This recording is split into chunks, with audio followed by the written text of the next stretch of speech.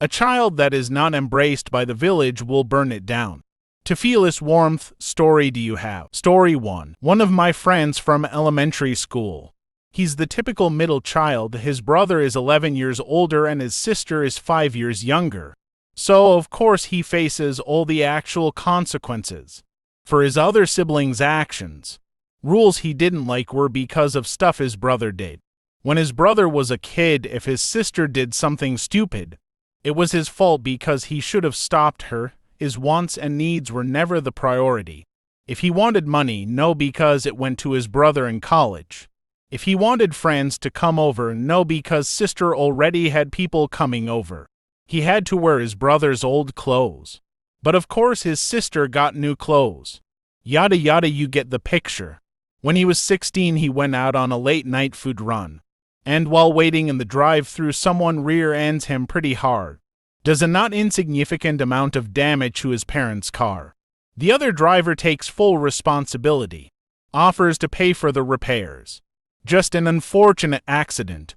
Well, his parents revoke his car privileges because he got in an accident, and they had a no accidents policy. Didn't matter, then it wasn't his fault. So he told them that if they took away his car privileges, he will never lend them anything for the rest of his life.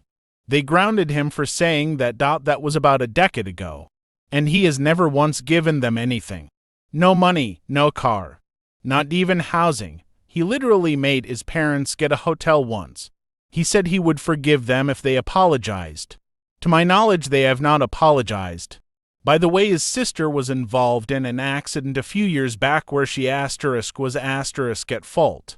And her parents not only paid for the repairs to her car, but also are helping her pay for her car insurance now. Story 2. Someone I used to have in a support group. I once helped run for sexually victimized and abused young men shared with us what happened to him. I'm not going into the finer details of it, but the broad stroke is he was being victimized by TA. He went to other teachers, school admins, and even police. No one believed him, and he even got punished for making it up. To get a staff member in trouble, it destroyed his personality. He became bitter, resentful, spiteful, and generally hateful of other people. He was improving his demeanor in the group. But from what he tells us, he just wanted to watch the world die at the time.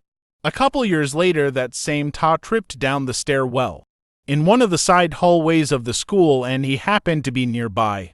He saw she was badly injured and likely had broken bones, and was bleeding from her head. Instead of helping her, he literally stepped over her and pretended she wasn't there.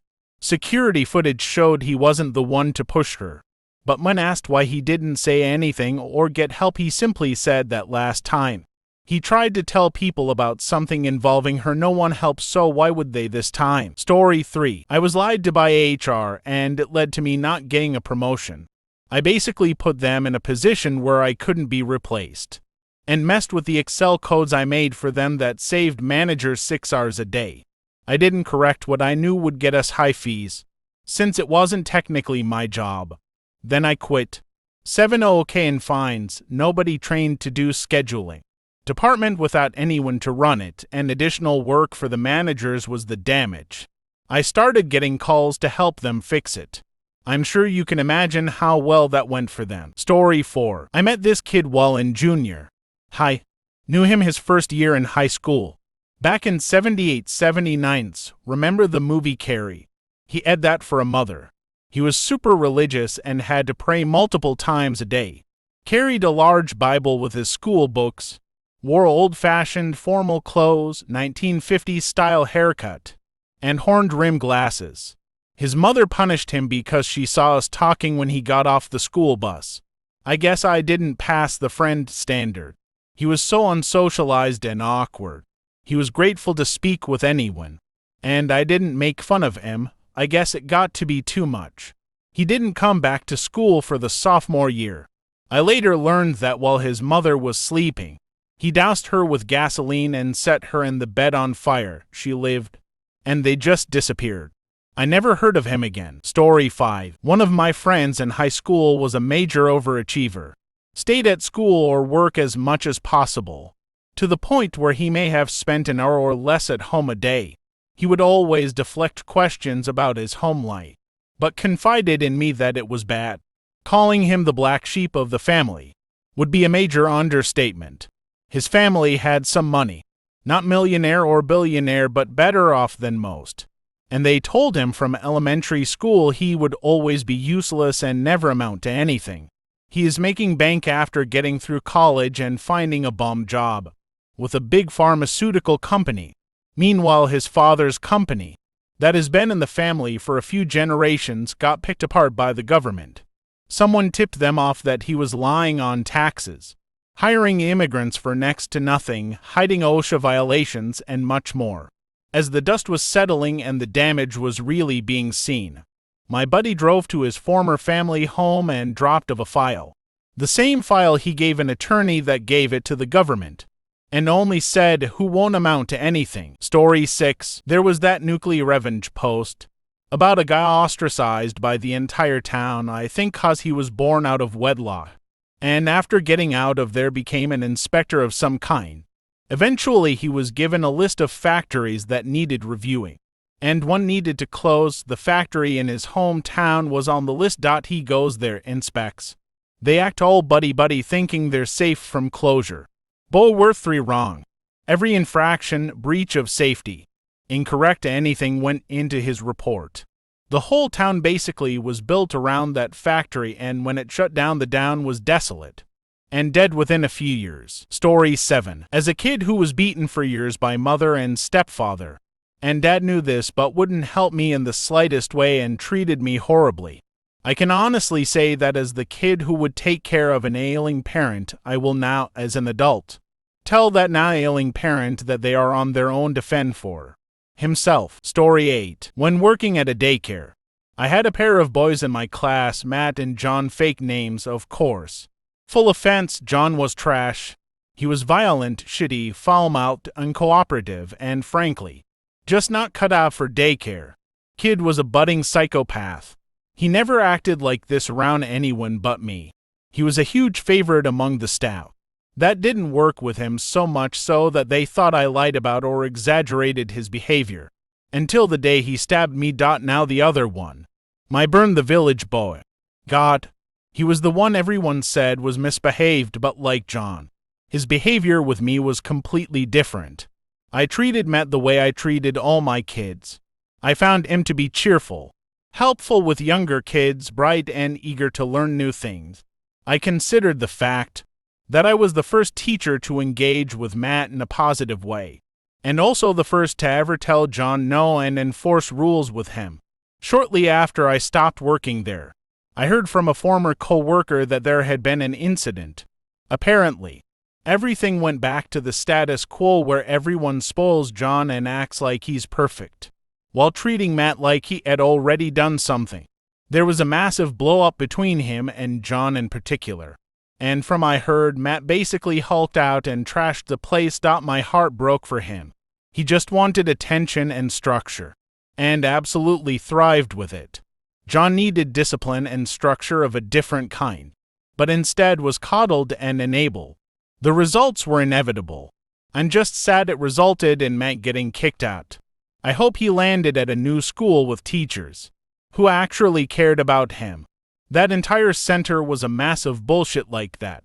Favoritism, abuse, shitty staff behavior, attitudes, etc. Story 9. For 53 years, my father gaslit me and always made me feel like one day he would be a real father. Well, he's in his 80s and has Parkinson's and is married to a terrible woman, and I no longer help him or my stepmother in their old age because they are such terrible people. Now they have to find other people to give them rides, to lift things, to listen to doctors, etc.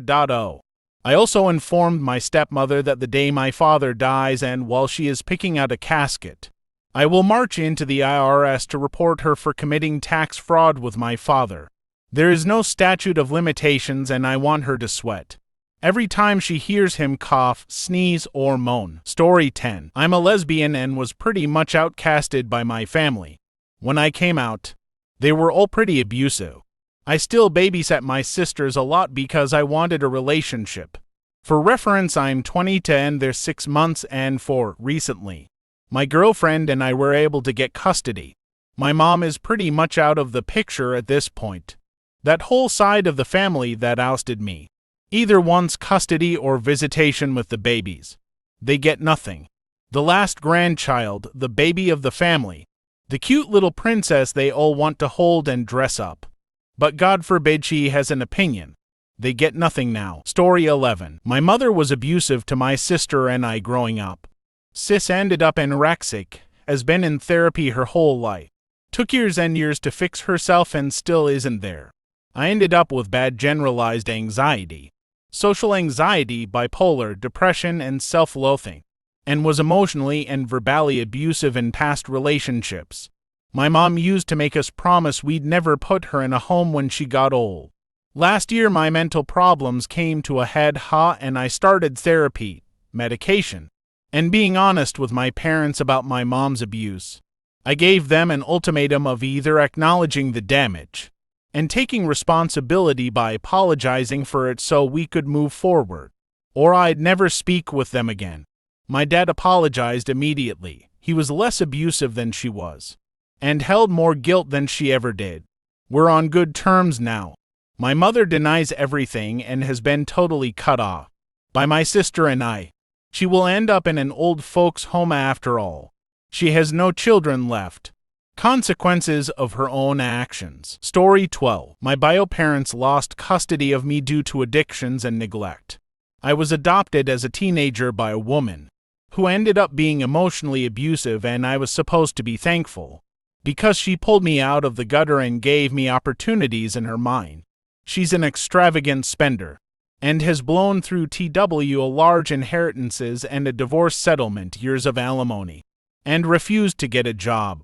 Even though she holds multiple master's degrees in a desirable field, used the school loans to continue funding her lifestyle instead of working.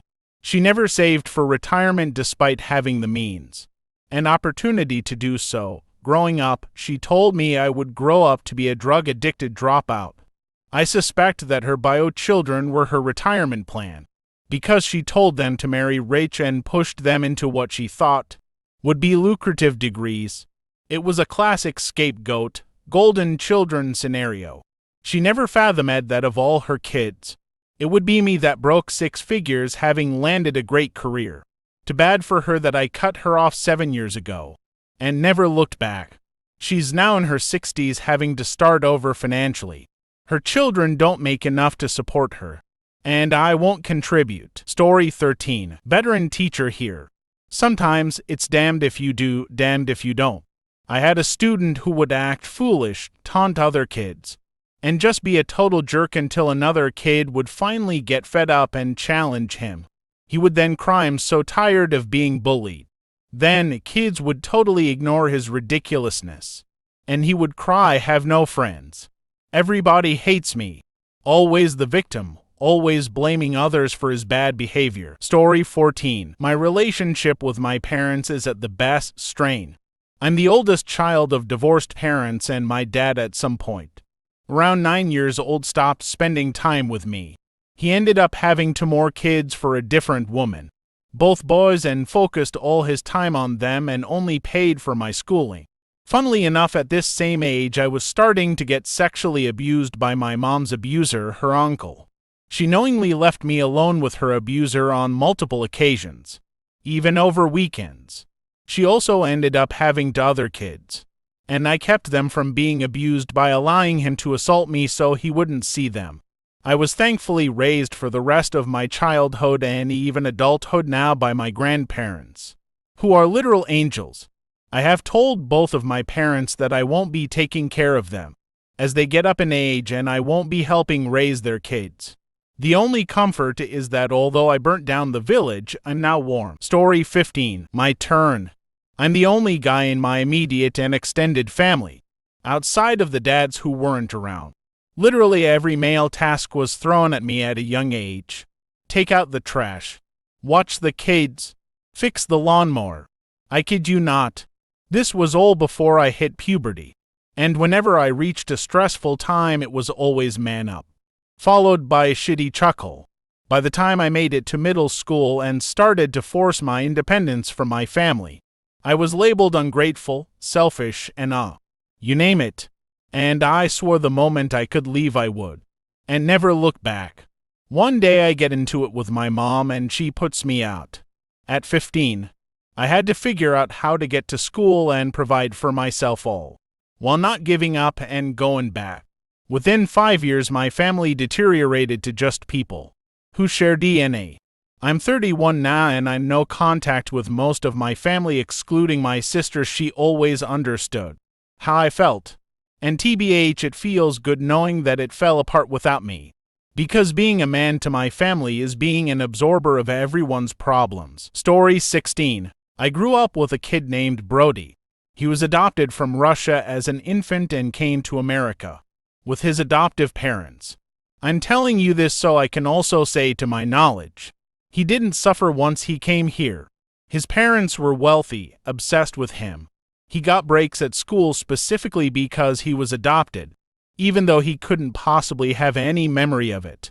Despite this, he relentlessly bullied me and other less popular kids.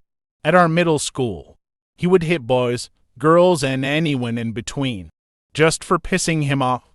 He threw things specifically at people's faces, so it would hurt more. He just hated everyone. It got to the point that my mother was afraid to leave me at birthdays, events with him because she was scared he'd hurt me as I was his favorite victims because I often fought back and would get into trouble instead of him as a result. Anyways, where he is now but studying child psychology and reading some of the recent research that's gone out. That kid was affected incredulously as an infant by having almost no physical touch from his early caregivers. That's the only explanation I have for it. Story 17. My family. My mom was neglectful because she was a single parent who had to work, and my brother was a monster, and he got away with torturing me for the first 15 years of my life because of the neglect. I really looked up to both of them for most of my life. Not because they deserved it, but I had a kind of Stockholm Syndrome thing going. Now I have a hard time imagining a bigger piece of shit than my brother, and I have to hold back tears anytime I see a parent giving their child some attention, because the childhood neglect f me up real good. I can't be in the same room with those shots anymore, so I have figuratively burned down my family. And the sad thing is, I know it hurts them to have lost me, because I have always been so attentive, positive, and supportive to them for most of my life. And imagining them to be in pain over it makes me happy because of all of the pain they caused me. So that is me warming myself by the fire.